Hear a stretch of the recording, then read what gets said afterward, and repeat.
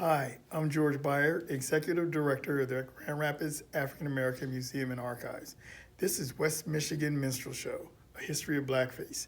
It's our attempt to show how blackface performing and minstrel shows were all a part of everyday life here in West Michigan. How derogatory it was and how normal it was. Our collection is extensive. We've borrowed from people all around the region, and this whole particular show will tell you just how commonplace minstrel shows were here in Grand Rapids. Started in the early 1800s and goes all the way up until yesterday. So there's a history of it here, not only in West Michigan, but also in the country. So sit back and enjoy our videos and our exhibit, and we'll see you on the other end. Thank you. February is a very special month. It is Black History Month. Yeah, it began as a way to honor and recognize important people and events in African American culture, but it's become so much more. So this really is the perfect time to check out a new exhibition at the Grand Rapids African American Museum and Archives that educates people about the history of blackface. We stopped by to learn a little bit more about it.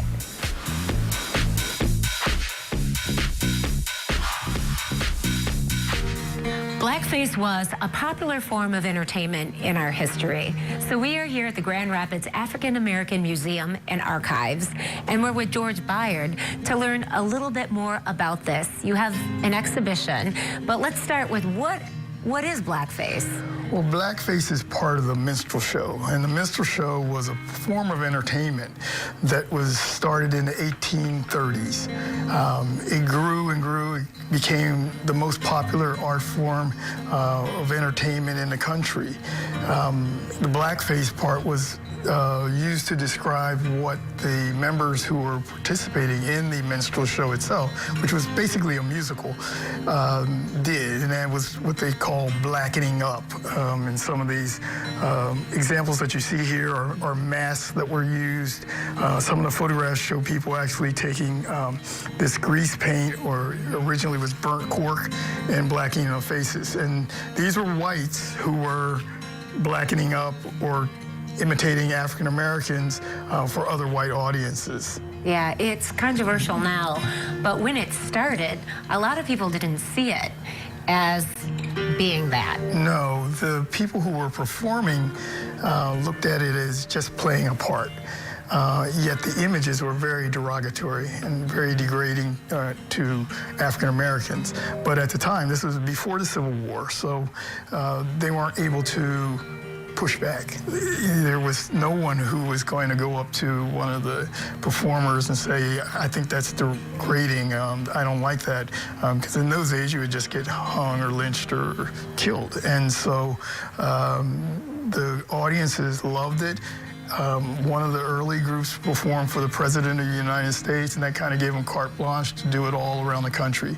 It became very popular, especially here in West Michigan. Sure, and that's interesting that you bring that up. You know, it happened through the 1900s, all over the country. It even spread overseas. Yes. But let's narrow into West Michigan, because through this exhibition, you have some great items that really talk about where blackface was happening here.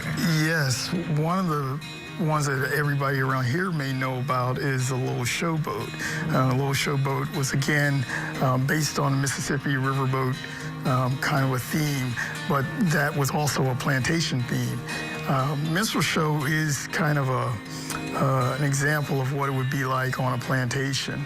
You have the interlocutor, who is kind of the master of ceremonies, and he brings the people all together. And then you have these guys called inmen, and they're usually the ones in blackface, but sometimes the whole cast is in blackface. And Lowell was one of the organizations that did blackface up until the 60s, maybe. 1960s? Yes, yes.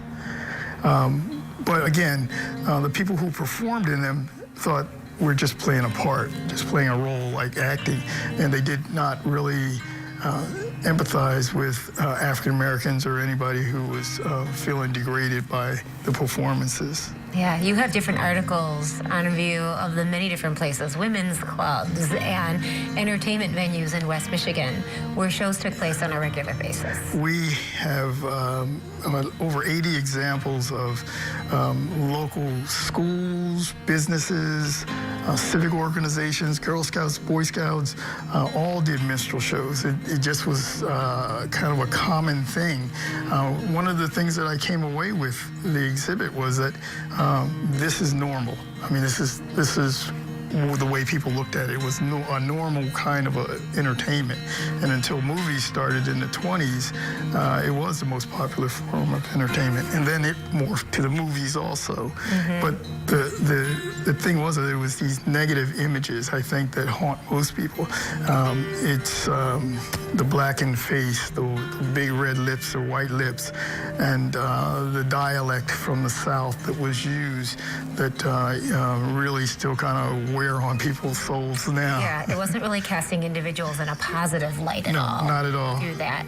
One thing that was very big with the minstrel shows and part of Blackface was music. Yes. And you also emphasize that here. Yes, the music in some ways is the most degrading part of it because of the titles of some of the songs. They really played into the plantation mentality. What happened was we were doing our research, we found that the music also kind of freed these folks. I mean, some of the performers were used to doing kind of standard ballads, classics, classical music, and when they put this blackface on and got out on stage, they could kind of let their hair down and be more challenging to the audience with kind of more jazzy, upbeat kind of music. But again, the images were very degrading, and while the music was upbeat and maybe a little bit different than what people had heard here, especially in the Midwest, the images are still disturbing. They are. And so we have this exhibition here at the Grand Rapids African American Museum and Archives, and still more to explore when you come here. Oh yeah, we know that it's a challenging exhibit, so we've built in some lecture series so that people can kind of come down and talk about it and figure out where they feel about it. I mean, we have some films. We also have some other exhibits that are part of this exhibit that help to explain it a little more too. Well, thanks for your time, George. We appreciate it. Thank you very much. We are here at the Grandma in downtown Grand Rapids. So much great information in this exhibition. You know, I learned so much, and George is such a resource. We're so fortunate to have this here. So the official name of this exhibition is West Michigan Minstrel Show, A History of Blackface. And this month, the Grand Rapids African American Museum and Archives is hosting a lecture series in conjunction with this, with everything, the conversation happening nationally with what's happening in Virginia. Such a great thing to have right here. Exactly. Yeah, this is extremely timely. And so you can just follow their social media and Facebook page to learn about the different dates and the times. And again, the Blackface exhibition runs through the end of this month. The museum, really easy to find. Convenient parking, too, is located on Monroe Center in downtown Grand Rapids. As you may have heard, NBC Today host Megyn Kelly's show was canceled this past week following her on-air remarks expressing acceptance of blackface. It's a racist show business practice most of us thought was long gone. But as Maurice Dubois is about to tell us, blackface has a long history in our country. And we caution you, his report unavoidably includes many offensive and disturbing images. It happens all too frequently, often at Halloween, but not exclusively. They thought it was a joke, but it really just was not funny at all. For example, 2 years ago in Maplewood, New Jersey. Her daughter posted this photo of herself and a friend in blackface. The two girls had no idea what blackface was or the history of it. The history of blackface is long and complex and deeply ingrained in our culture. Who was that lady I saw you with this afternoon? That was no lady. That was my wife. Even Bugs Bunny and Elmer Fudd blacked up.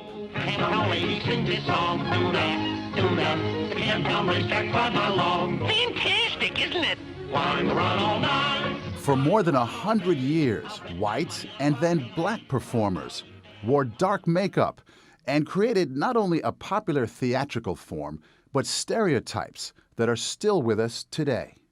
This makes you uncomfortable, doesn't it? Absolutely. It does make me feel uncomfortable to talk about these things because they are incredibly disturbing and revolting. Eric Lott, a professor at the Graduate Center of the City University of New York, says blackface represents a strange mix of envy, fascination, desire, and fear. Explain the fear part to me. What are these white performers, what are these white people afraid of? They're afraid of black groups, mobs, rising up and taking the power. Minstrel shows began in the 1830s, and white performers used burnt cork or later black grease paint. Minstrelsy eventually became the most popular form of entertainment in the country. Ah, yes. I asked Margot Jefferson, the Pulitzer Prize-winning critic, to look at some images from the New York Public Library. The shininess of the black against the big white clown's mouth, the hat, the overlong tailcoat, mocking. It always gives me the jolt that racist history does. Blackface is so tied to comedy, to people enjoying themselves, to people having fun, that rattles you still more. Well, Mr. Tambo, you seem to be enjoying yourself this evening. Enjoying myself? I sure is. White minstrel performers claim that what they did on stage was based on their perceptions of how black people lived. Some of this came out of a genuine fascination with the music, the songs, the dances, the performance styles of black people. But it's also where Jump Jim Crow was born, along with other characters depicted as lazy, lying, or buffoonish. Remember, this was all happening before the Civil War.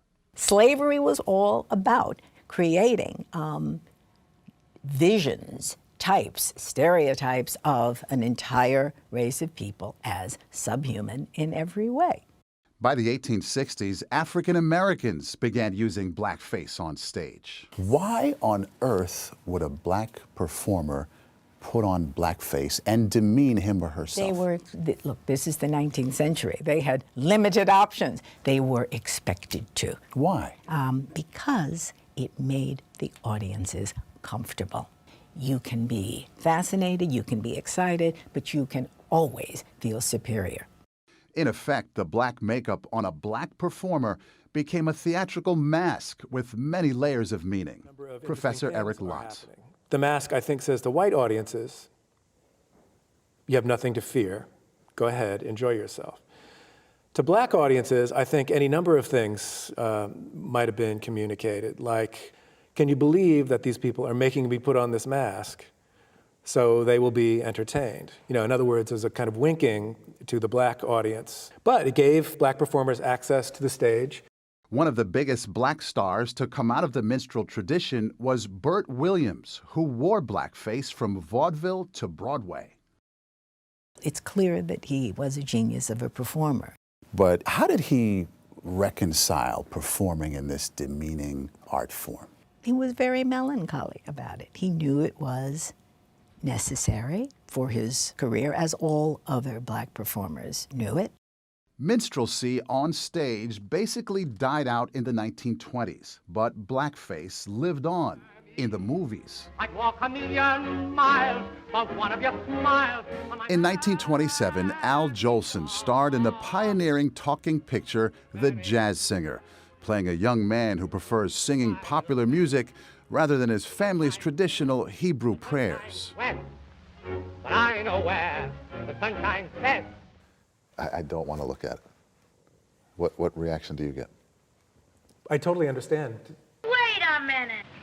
I don't like the way he said that. In the Our Gang comedies of the 1930s, Spanky appeared in blackface. Buckwheat, did you say Spanky was in a lot of trouble? Yes, sir. The gag here is that the gang doesn't realize that that's Spanky in blackface until they actually see Buckwheat. Hiya, Buckwheat. Hiya, Buckwheat. So the gist of it is that you put blackface makeup on anyone and they become black. And that's supposed to be hilarious. And it's supposed to be really funny. When he grows up. And it goes on. During the golden age of the Hollywood musical, Judy Garland. When he walks down the street, folks will say, pleased to meet Mr. Franklin D. Roosevelt Jones. Bing Crosby. That's why we celebrate this blessed February day. Abraham.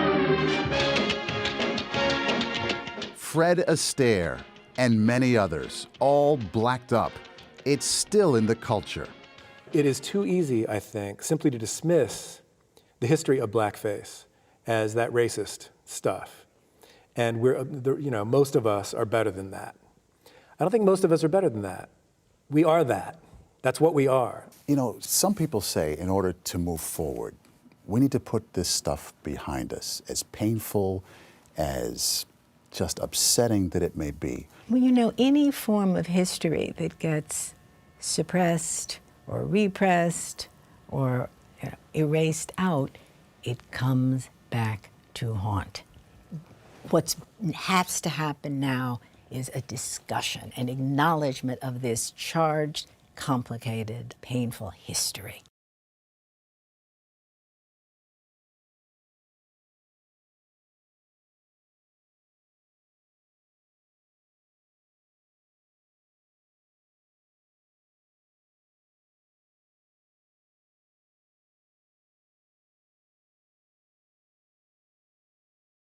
Handy number ready.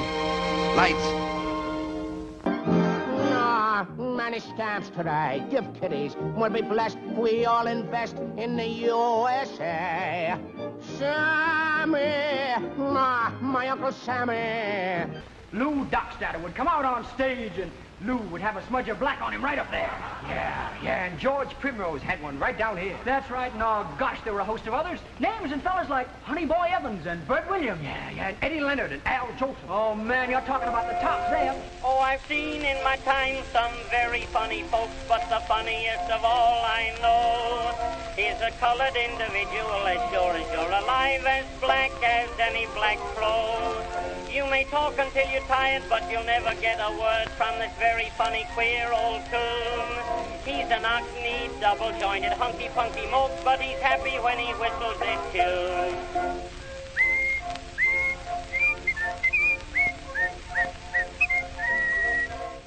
And while we're at it, don't you forget those old N-men there. Oh, those comical N-men. Now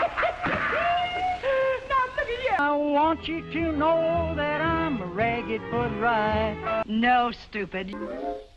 Oh, for a month and a half I've been dreaming how pretty I was going to look tonight. Well, here's my punishment for thinking so well of myself. Oh, he's got a pair of lips like a pound of liver split and a nose like an India rubber shoe. He's a limpy, happy, chuckle-headed huckleberry nig, and he whistles like a happy killy-loo. He's an independent, free and easy, fat and greasy ham with a cranium like a big baboon. Oh, I never heard him talk to anybody in my life, but he's happy when he whistles this tune.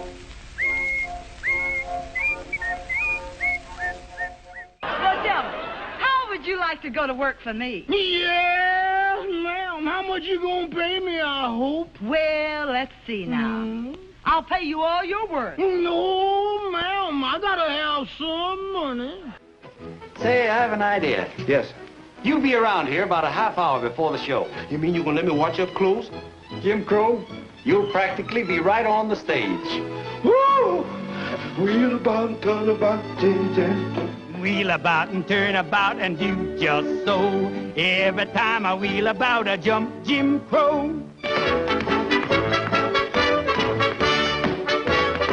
Give me back my clothes, please.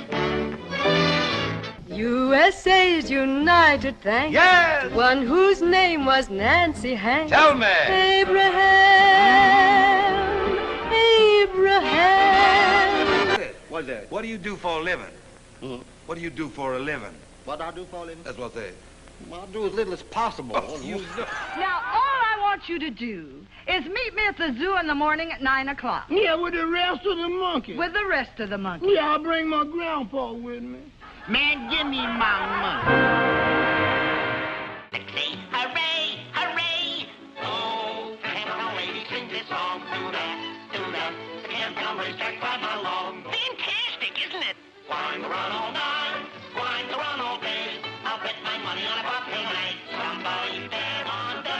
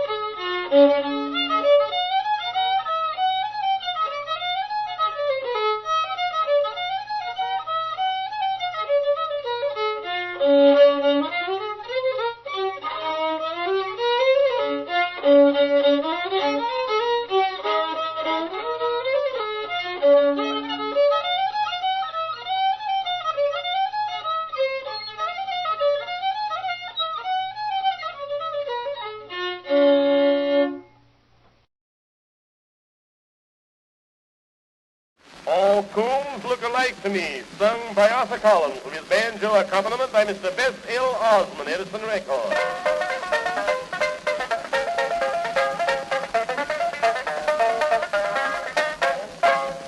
Talk about a coon having trouble. I think I have enough of my own. It's all about the look in his trouble, and she has caused my heart to mourn. There's another coon about her from Virginia. In society, he's the leader of the day. And now my honey gal is going to quit me. Yes, she's gone and drove the coon away. She'd no excuse to turn me loose. I've been abused, and I'm all confused. Lord, cause he's what she's in this day with. Old coons look alike to me. I've got another boy, you see, and he's just as good to me. Hey, you nigga, ever tried to be? He spends his money free. I know we can't agree, so I'd like to know how all coons look alike to me.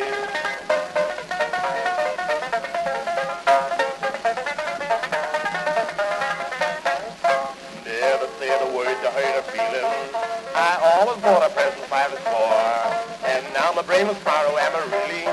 But she won't accept them anymore. If I treated her wrong, she may have loved me. Like all the rest, she's gonna let me down. If I'm lucky, I'm going to catch my policy and win the sweet thing from town. For I'm worried, yes, I'm desperate, and I've been jealous, and I'll get dangerous. Oh, my.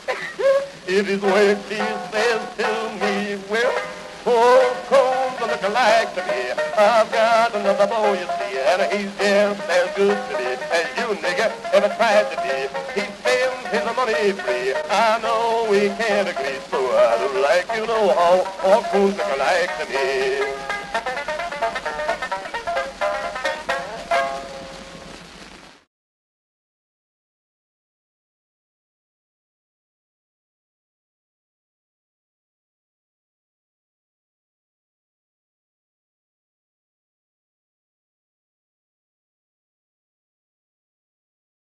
I know we can't agree, so I'd like to know how all coons look alike to me.